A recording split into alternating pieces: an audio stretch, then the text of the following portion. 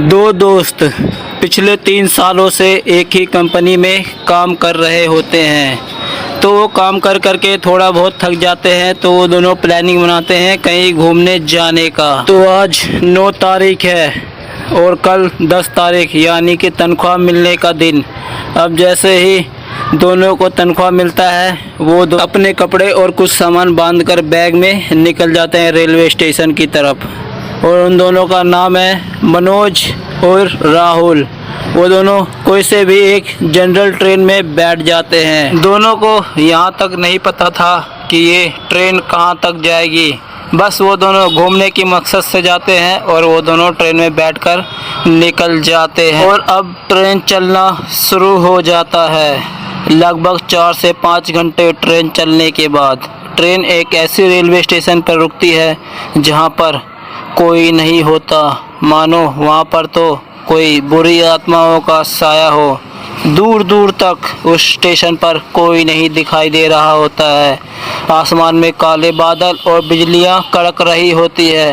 तो वो दोनों दोस्त सोचते हैं कि क्यों ना यहीं उतर जाते हैं और फिर यहाँ से कहीं चलेंगे बाहर घूमने के लिए। दोनों उस स्टेशन पर उतर जाते हैं और फिर स्टेशन से बाहर निकलने के बाद वो किराए पर कमरा लेने के लिए कमरा ढूंढ रहे होते हैं। लेकिन जब वो स्टेशन से बाहर निकलता है तो दूर दूर तक खाली जगह और हल्की हल्की बारिश होने लगती है। वहाँ से कुछ दूर आगे बढ़ने के बाद मनोज को एक रोशनी दिखाई देती है जो कि लालटेन की होती है। तो वहाँ पर पहुँचते हैं तो वो देखते हैं कि वहाँ पर एक चाय बेचने वाला व्यक्ति अकेला ही उस दुकान पे खड़ा होता है। अब तक बारिश ने भी अपनी स्पीड पकड़ ली थी। तभी मनोज और राहुल भागते भागते उस झोपड़ी के नीचे जाकर उस अंकल को कहते हैं, अंकल जी चाय पिला देना, मौसम भी ठंडा हो रहा है और हमें तो यहाँ दूर दूर तक कोई घर भी नहीं दिखाई दे रहा है। उतने ही देर में मनोज बाहर बारिश में आनंद लेने के लिए चला जाता है। मनोज बारिश में भीगते भीगते कुछ दूर आगे चला जाता है। तभी उसे एक बिजली की कड़क की रोशनी के बीच उसे एक महल दिखाई देता है और इधर राहुल चाय पी रहा होता है। तभी मनोज भागते भागते राहुल के पास आता है और राहुल को बताता है कि पास ही में एक महल है। और वो अंकल भी इन दोनों की बातें सुन लेता है। वो अंकल इन दोनों को रोकते ही रहता है कि वो दोनों उस महल की तरफ बढ़ जाते हैं। अब जैसे ही वो दोनों उस महल के दरवाजे पे पहुंचते हैं तभी उनका स्वागत करने के लिए एक बहुत ही सुंदर सी महिला, जैसे कि मानो कोई आसमान से परी उतर के उनका स्वागत करने आया हो। मनोज और राहुल उस सुंदर सी महिला को देखकर डर जाते हैं, क्योंकि आधी रात को उनके स्वागत के लिए वो महिला वहाँ क्या कर रही होती है। तभी मनोज और राहुल ये नहीं सोचते हैं कि ये कहाँ से आई है, क्या कर रहे हैं, इनको इनसे कोई मतलब नहीं। वो बस इतना बोलते हैं कि हमें एक रात के लिए बस यहाँ कमरा मिल सकता है और कुछ खाना।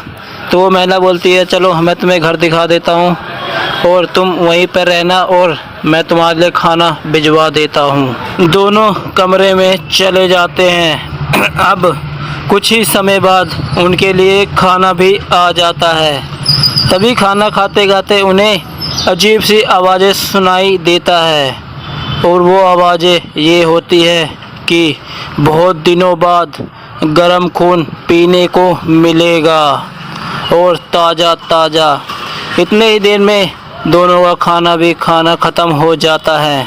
तभी वो दरवाजे के एक छेद से बाहर देखता है तो वो देखता है कि उस औरत के आधे शकल जले होते हैं और दांत बड़े बड़े, जैसे कि कोई चुड़ैल हो। अब वो औरत धीरे धीरे उनके कमरे के पास आने लगती है। ये सब देख मनोज बहुत ज़्यादा डर जाता है। वो औरत उसके दरवाजे के पास पहुंचने के बाद कहता है, दरवाज़ा खोलो, तुम्हारे लिए पानी लाया हूँ। लेकिन मनोज को उसकी सच्चाई पता चल चुकी थी। अब दरवाज़ा नहीं खोलने पर वो चुड़ैल यानी कि वो औरत अब ज़ोर ज़ोर से दरवाज़ा पीटने लगती है कुछ ही देर में वो दरवाज़ा टूटने ही वाला होता है। तभी दोनों दोस्त बेड को खिसकाकर उस दरवाजे की तरफ लगाने की कोशिश करते हैं ताकि वो दरवाज़ा कुछ समय तक और टिका रहे और टूटे ना। वो जैसे ही बेड को खिसकाते हैं तो वो देखते हैं कि एक अंडरग्राउंड का रास्ता बना हुआ है। वो दोनों फटाफट वहाँ से उस रास्ते निकल जाते हैं। कुछ देर अंडरग्राउंड चलने के बाद उन्हें एक ऊपर की तरफ जाने का रास्ता दिखाई देता है। बिजली कड़क रही होती है और बारिश भी तेज हो रहा होता है, जिसकी वजह से उस अंडरग्राउंड में पानी भरा होता है। तभी वो ऊपर की साइड देखता है तो ऊपर खुला होता है और एक रस्सी भी लगी होती है नीचे की तरफ। तो वो दोनों चढ़कर बाहर निकल जाते हैं। बाहर निकलने के बाद उन दोनों दोस्तों को वही चाय वाला बूढ़ा आदमी दिखाई देता है जो कि रस्सी पकड़े रहता है। तभी मनोज बोलता है, जब तुम्हें ये सभी बातें पता थी तो हमें पहले क्यों नहीं बताया? आज हम मर जाते तो इसका जिम्मेदार कौन होता?